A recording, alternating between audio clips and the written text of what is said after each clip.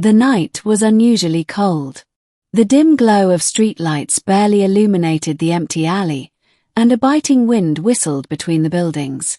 I was on my way back from a late shift, clutching my coat tighter against the chill, when I noticed movement near the garbage bins by the corner store. At first, I thought it was just another stray cat rummaging through the trash. But as I drew closer, I realized it wasn't an animal at all. It was a woman. She was tall, her posture hunched as she sifted through the garbage. Her skin shimmered faintly under the streetlight, a bluish hue that seemed to ripple with every movement. Her long, slender fingers moved with an almost hypnotic grace as she picked up and examined discarded items. She didn't look human. My instinct screamed at me to walk away, to pretend I hadn't seen anything unusual. But something about her, her movements, her visible desperation, compelled me to stop. "Hey," I called out, my voice trembling. Are you okay?" Her head snapped up, and her eyes locked onto mine. They were enormous, like pools of liquid silver, and they glowed faintly in the darkness. She froze, her hands clutching a dented can. For a moment, we just stared at each other, the tension thick in the frigid air. I won't hurt you," I stammered, raising my hands to show I meant no harm. "You look like you need help." She tilted her head, her expression unreadable. Then, in a voice that was soft and melodic but laced with a strange, unplaceable accent, she said, "Help." I nodded. "Yes. You can't stay out here. It's too cold. Do you want to come inside? My place isn't far." For a long moment, she didn't respond. I could feel my heart pounding in my chest as I waited. Then, slowly, she nodded. I led her back to my apartment, a tiny one-bedroom on the third floor of an old building. The walk was silent, save for the occasional rustle of her clothing. She wore a cloak-like garment made of a material I couldn't identify, its edges frayed and stained. Beneath it, she was barefoot, her toes elongated and slightly webbed. Once inside, I offered her a seat on the couch and quickly fetched a blanket. She sat stiffly, her silver eyes scanning the room with an intensity that made me feel self-conscious about the clutter. Books, takeout containers, and laundry were strewn everywhere. "Sorry, it's a bit of a mess," I said, setting a cup of hot tea on the table in front of her. I wasn't expecting company. She didn't respond immediately. Instead, she reached for the tea, her long fingers curling around the cup. She sniffed it cautiously before taking a tentative sip. Her expression softened slightly. "What's your name?" I asked, sitting across from her.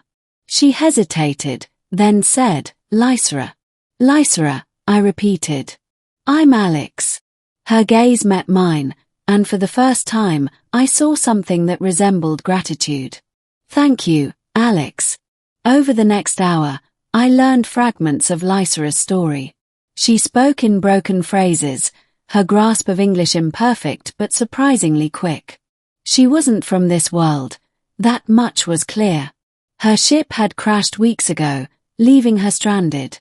She'd been surviving by scavenging, avoiding humans out of fear. "They would not understand," she said softly, her silver eyes downcast. "Fear brings harm." I nodded, understanding her caution. Humanity didn't have the best track record when it came to reacting to the unknown. "What about your ship?" I asked. "Can it be repaired?" She shook her head. "Broken. Beyond fixing." "And your people? Will they come looking for you?" Her expression darkened, and she was silent for a long time. Finally, she whispered, "I am alone." Something about the way she said it made my chest ache. "You're not alone anymore," I said, surprising myself with the conviction in my voice. "You can stay here. At least until you figure out what to do next." Her eyes widened, and for a moment, I thought she might cry. But instead, she gave a small, almost imperceptible nod. "Thank you." Over the next few days, Lysra adapted quickly to life in my apartment. She was incredibly intelligent, picking up nuances of language and behavior with astonishing speed. She asked endless questions about human culture, technology, and history, her curiosity boundless. In return, she shared glimpses of her own world. She spoke of towering crystal cities that shimmered in perpetual twilight, of oceans that glowed with bioluminescent creatures, and of a society built on harmony and collective growth. Her descriptions painted a picture of a place so wondrous it seemed like a dream. But beneath her stories, I sensed a deep sadness. She never spoke of family or friends, and when I pressed, she would only say, "They are gone." I didn't push further. It was clear the loss was too painful to revisit. One night, as we sat on the couch watching an old sci-fi movie, Lysra turned to me. "Alex," she began, her voice hesitant. "Why did you help me? You did not know me. I could have been dangerous." I thought about it for a moment. I guess I just couldn't stand the thought of someone suffering if I could do something about it. And honestly, I think I knew you weren't a threat. There was something about you that felt genuine. She considered my words, her expression thoughtful. In my world, such kindness is rare. It is admirable. I felt my cheeks flush. "Well, I'm glad I could help. You've made my life a lot more interesting, that's for sure." For the first time, she smiled. It was a small, fleeting expression, but it was enough to light up her entire face. Weeks turned into months. Lysra became a part of my life in a way I hadn't anticipated. She found ways to contribute, repairing small appliances around the apartment with an efficiency that bordered on miraculous. She even managed to fix my old toaster, which I'd long since given up on.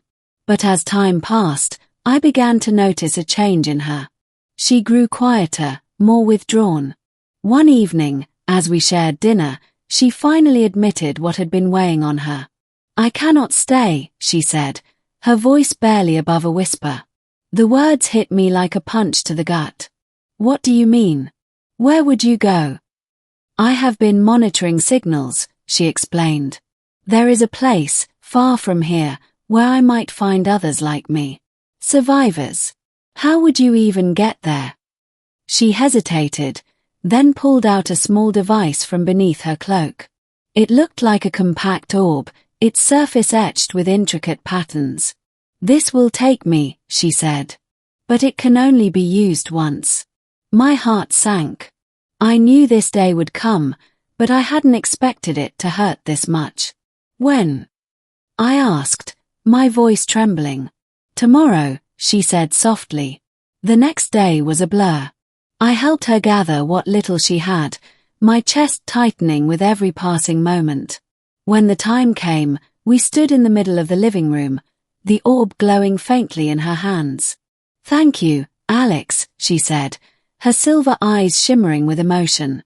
"You have shown me kindness I will never forget." "You've done the same for me," I replied, my throat tight. "Take care of yourself, Lysra. And if you ever find a way to visit." She nodded, a tear slipping down her cheek. "I will try." With that, she activated the orb.